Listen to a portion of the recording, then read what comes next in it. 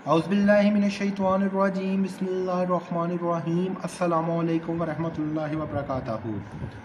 You honour, ये मैं आपके सामने पेश करना चाहता हूँ पंजाब लैंड रिकॉर्ड्स अथॉरिटी का रैकेट।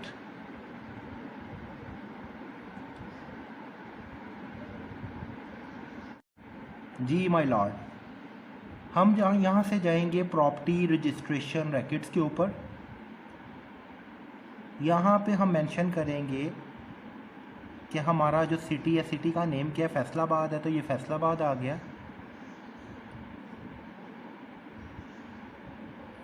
इसके अलावा हम सर्विस सेंटर को सिलेक्ट करेंगे तो सर्विस सेंटर में हमारा आ रहा है फैसलाबाद सिटी। हम टाइप में जाएंगे, टाइप में करेंगे तो हम CNIC, और अब मैं स्टेप बाय स्टेप इनके CNIC नंबर जो है वो पुट करूँगा और देखते हैं कि ये रैकेट किस चीज़ को शो करते हैं। सबसे पहले मैं अपना CNIC नंबर पुट करता हूँ।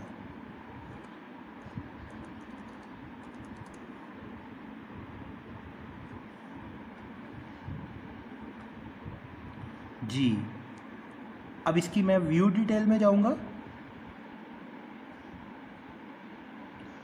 ये सारी डिटेल आ रही है मेरी रजिस्ट्री की, जिससे लैंड एंड रेवेन्यू रैकेट्स की वेरिफिकेशन हो जाती है। मेरा नाम भी आ रहा है और मेरे छोटे भाई उमर सलीम भट्ट साहब का नेम भी आ रहा है। इसके बाद मैं बैक पे जाऊंगा। बैक पे जाके मैं दोबारा जाऊंगा प्रॉपर्टी एंड रजिस्ट्रेशन के टूल में। प्रॉपर्टी एंड रजिस्ट्रेशन के टूल में जाने के बाद मैं इसके अंदर पुट करूंगा मंजूरा बीबी का CNIC नंबर, जिनके नाम पे ये कहते हैं कि 2 डिफरेंट प्लॉट जो थे वो रजिस्टर्ड थे और जिनके नाम पे इन्होंने ये बोगस रजिस्ट्रीज बनानी शुरू की हैं।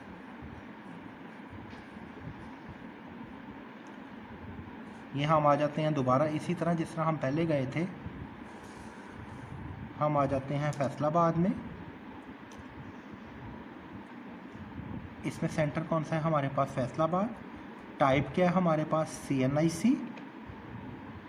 CNIC मंजूरा बीबी का जो मेरे पास शो हो रहा है वो ये है 331106190642 और एंड में आ रहा है 6। अब हम देखते हैं कि इनके नेम के ऊपर कोई रजिस्ट्री रजिस्टर्ड है या नहीं। जैसा कि आप सबको स्क्रीन के ऊपर नज़र आ रहा होगा, माय लॉर्ड, आप भी देख सकते हैं कि मंजूरा बीबी ज़ौजा मोहम्मद सदीक के नेम के ऊपर कोई रजिस्ट्री रजिस्टर्ड नहीं है। इसके तहरीरी दस्तावेज़ात मैं आपके सामने पेश कर चुका हूँ, आपको मैं फॉरवर्ड कर चुका हूँ। यानी रजिस्ट्री ब्रांच की मिली भगत से रजिस्ट्री ब्रांच में इसका रिकॉर्ड है, लेकिन लैंड एंड रेवेन्यू अथॉरिटी में इसका रिकॉर्ड नहीं है मंजूरा बीबी के।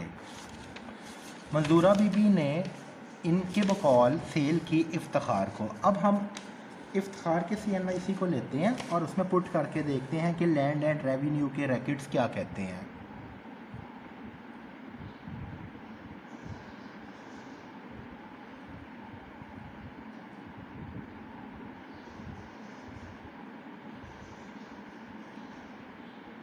उमर दराज को भी इन्होंने सेल की थी। पहले उमर दराज के हम रैकेट को पुट करते हैं।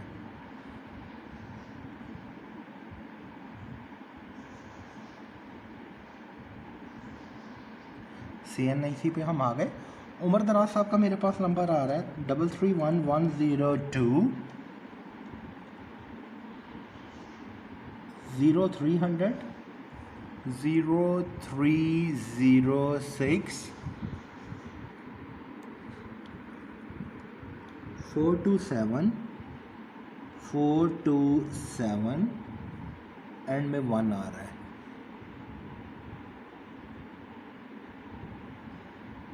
इसको हम सर्च पे करते हैं तो क्या देखते हैं हम?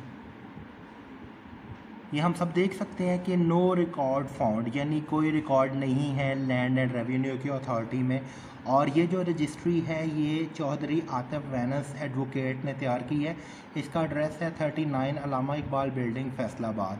सेल नंबर मोहम्मद नदीम का नंबर क्या है? 331040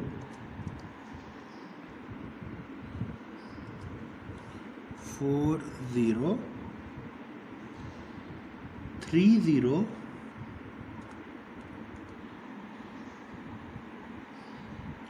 #1 9 है, करेक्शन कर लेते हैं 9। अब इसको हम सर्च करते हैं यहाँ से, तो इसके नेम के ऊपर भी कोई रैकेट नहीं है। इसने मेरे खिलाफ केस किया था, 7 मंथ चलता रहा, जो फिर अल्टीमेटली माय लॉर्ड मैंने विन किया है।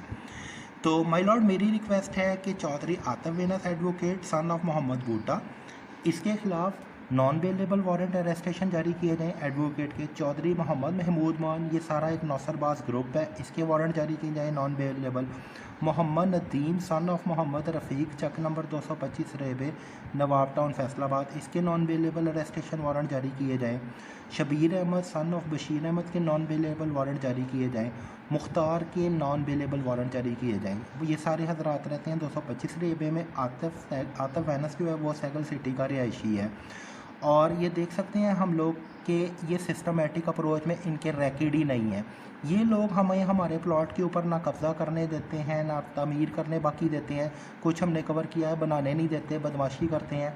फिज़िकली माय लॉर्ड इन्होंने मुझे टॉर्च किया है, मुझे थ्रेट किया है, टेलीफोनिकली किया है। शबीर अहमद वल्द बशीर अहमद के भी नाकाबिल ज़मानत वारंट गिरफ्तारी जारी किया जाए। इसके अपने नेम के ऊपर शबीर अहमद वल्द बशीर अहमद के कोई भी प्रॉपर्टी रजिस्टर्ड नहीं है। ये लोगों को यही कही फिरता है कि जी हमारी वरासती मलकियत है।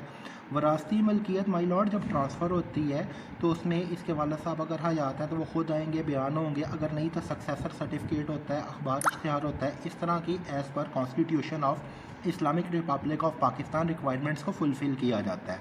इसके नाम पे कुछ नहीं है, नौसरबाज ग्रुप है, सारे मिलके पैसे बांट रहे हैं, खा रहे हैं। रजिस्ट्री बनात शामिल है, वो 20-25,000 रुपीज़ लेके रजिस्ट्री बना देते हैं, वहाँ रैकेड है, लेकिन लैंड एंड रेवेन्यू अथॉरिटी में इनका रैकेड ही कोई नहीं है। इसके बाद हम लोगों ने केस करने से पहले जो हमने फ़र्स्ट केस विन किया था, मैं शॉर्ट समरी में माय लॉर्ड आपको एक्सप्लेन करता हूँ। हम गए थे पुलिस स्टेशन सदर में, वहाँ के ASI थे उस वक्त, जिन्होंने जुल्फ़कार अली उनका नाम था, उन्होंने हमारे साथ किसी किस्म का कोई कोऑपरेट नहीं किया था, जिसकी वजह से हमें मजबूरन कोर्ट से स्टे ऑर्डर लेना पड़ा। उसके FIR नंबर के लिए हमें एक अंदराज हुआ था, एक नंबर हुआ था, लेकिन आज भी वो पेंडिंग में ही है, ना उसको इन्होंने कैंसिल किया ना कुछ और किया। उस वक्त हमारी सुनवाई नहीं हुई थी। हमने केस लड़ा है कोई 7 से 8 मंथ, तो फिर हमने वो केस विन किया 1 साल के अरसा में, जिसमें जो टाउन डेवलपर हैं उनके बेटों ने भी हमारे हक़ में गवाहियाँ दी थी। बजरिया कौंसल एडवोकेट बेदार बख्त बाजवा के उमर दराज हरल ऑनरेबल साहब का आपके पास माय लॉर्ड डिसीजन मौजूद है। ऑनरेबल उमर दराज हरल साहब ने डिसीजन दिया था, हमारी रजिस्ट्री की वेरिफिकेशन की थी, फ़र्ज की थी, बाकी डॉक्यूमेंटेशन की थी, जिसका सिस्टमेटिकली भी मैं माय लॉर्ड आपको एविडेंस प्रोवाइड कर चुका हूँ कि रजिस्टर है, ये सिस्टम में शो हो रहा है जो मेरे पास है। माय लॉर्ड अपने एंड से भी कंफर्म कर सकते हैं जो मैंने आपको चीज़ें भेजी हैं कि मैं तो नहीं कहीं गलत बयान नहीं कर रहा। केस पहला हमने विन किया, उसके बाद हमने अखबार इश्तिहार दिया, उसकी मुद्दत 21 दिन थी, 20 अप्रैल को दिया, 11 मई को ख़त्म हो गई 2021 को। मैं उसकी खंबे के ऊपर पेस्ट कर रहा था ताकि लोग नौसरबाजों से बच सकें, तो इन्होंने कुछ देर बाद मोहम्मद नदीम वल्द मोहम्मद रफ़ीक ने एडवोकेट मोहम्मद महमूद मान के रेफरेंस से मेरे अगेंस्ट बोगस केस कर दिया, जिसकी तमाम दस्तावेज़ात मैं माय लॉर्ड आपको पेश कर चुका हूँ, आपके पास मौजूद है। वो केस 7 मंथ में हमने विन किया, क्योंकि ये लोग केस कर देते हैं, बाद में कोर्ट आते ही नहीं। फर्स्ट केस में भी नहीं आए थे, सेकंड केस में भी नहीं आए थे, ना इनके एडवोकेट साहिबान आते हैं।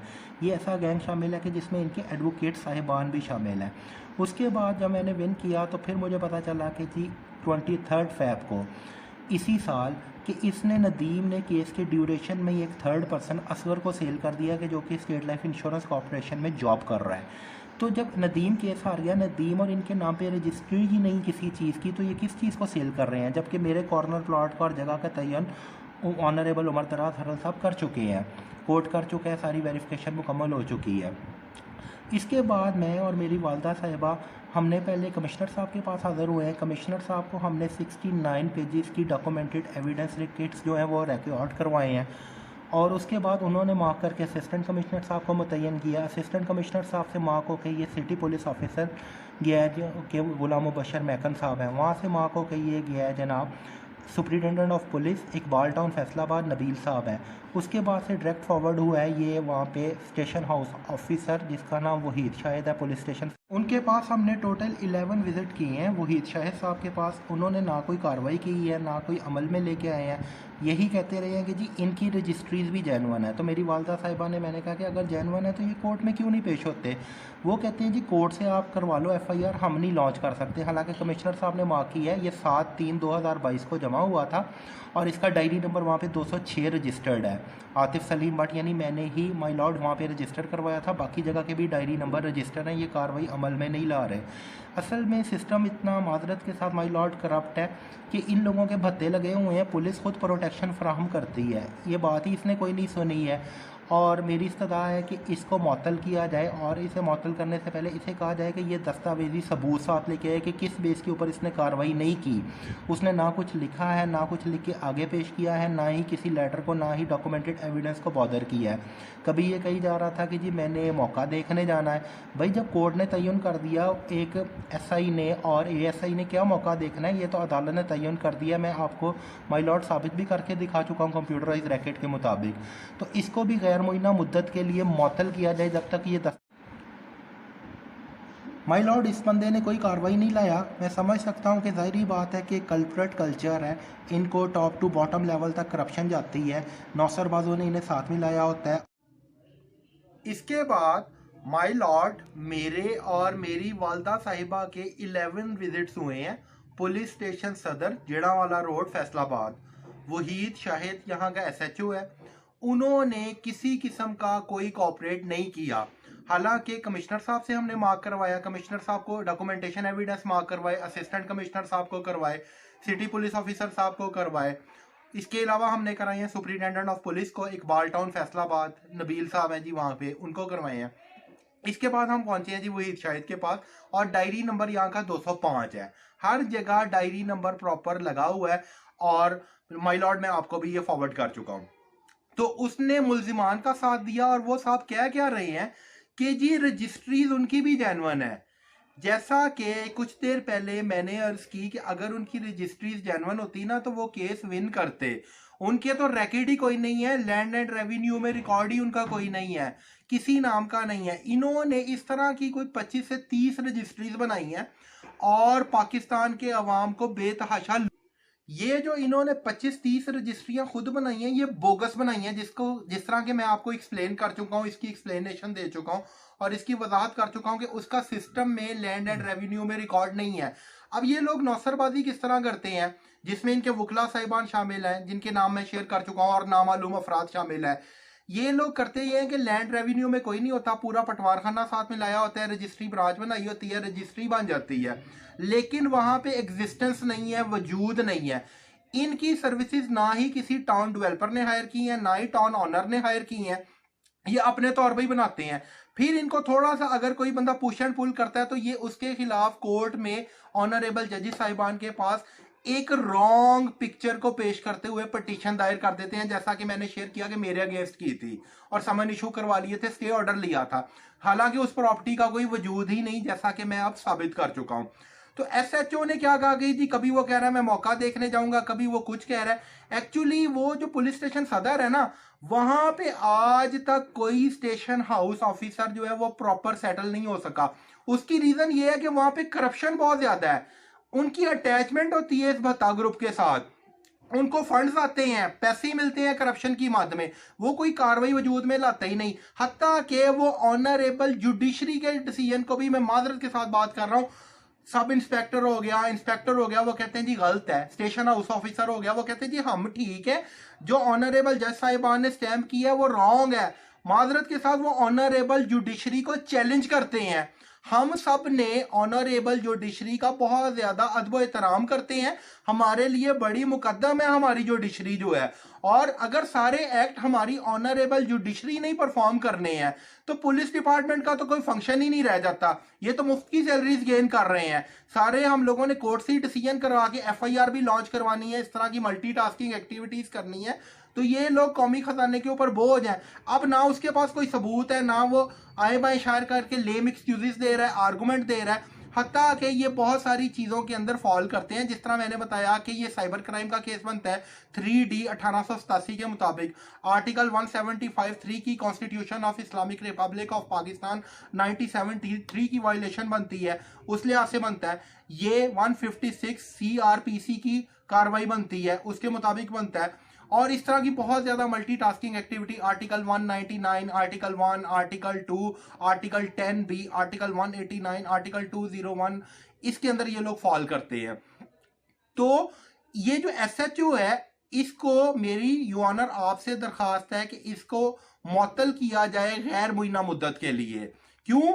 इसने article 155C constitution of Islamic Republic Pakistan 1973, इसके अलावा इसने पुलिस ऑर्डर 2002, तो ये मिसकंडक्ट कैटेगरी में फॉल करता है, जिसमें डिसिप्लिन की खिलाफ वर्जी होती है, कायदो ज़ाबित पे नहीं चला जाता, पॉलिसीज की खिलाफ वर्जी होती है, तो उसकी सजा है टर्मिनेशन। इसको गैर मुइन्ना मुद्दत के लिए टर्मिनेट किया जाए, ग्रेजुटी के बगैर, सैलरी के बगैर और अदर मराद के बगैर, जब तक ये ऑनरेबल कोर्ट में साबित नहीं कर देता डॉक्यूमेंटेशन समेत। मिसाल के तौर पे माय लॉर्ड, मैंने 69 डॉक्यूमेंटेशन या 81 अगर रिकॉर्ड कराई है, तो इसके पास 85 से 90 होनी चाहिए। उस वक्त तक के लिए इसको भी मुअत्तल किया जाए। सुप्रिटेंडेंट ऑफ पुलिस ने चूंकि इन लोगों को प्रॉपरली मॉनिटर नहीं किया, असर रसूख नहीं अपना इस्तेमाल कर सके, हेड है इनके, इनकी ऊपर कंट्रोलिंग नहीं कर सके, उनके खिलाफ भी सख्त कार्रवाई अमल में लाई जाए। सिटी पुलिस ऑफिसर साहब से मेरी ओपन कचहरी में मुलाकात हुई थी 7/3/2022 को थी, जब मैं इधर गया हूँ पुलिस स्टेशन। तो वो जबानी तो बहुत ज्यादा बातें करते हैं, जबानी इंस्ट्रक्शन देते हैं, टेलीफोन पे कह देते हैं कि जी मेरिट पे डिसीजन दें, प्रैक्टिकली इंप्लीमेंटेशन नहीं करते, इंप्लीमेंटेशन मिस है उनकी। तो ये रॉन्ग वे है, उनको भी चाहिए कि वो इंप्लीमेंट प्रॉपर फॉर्म में करवाएं। तो ये फ्लैगशिप क्वालिटी के अगेंस्ट है, ये सारी आते हैं डिसिप्लिन की कैटेगरी के अंदर, कि इन सब के अंदर डिसिप्लिन मेंटेन करने की एबिलिटी नहीं है, इन सब के खिलाफ कार्रवाई की जाए और इन मुल्जिमान और इन समेत नामालूम मुल्जिमान के खिलाफ FIR की लॉन्चमेंट की जाए।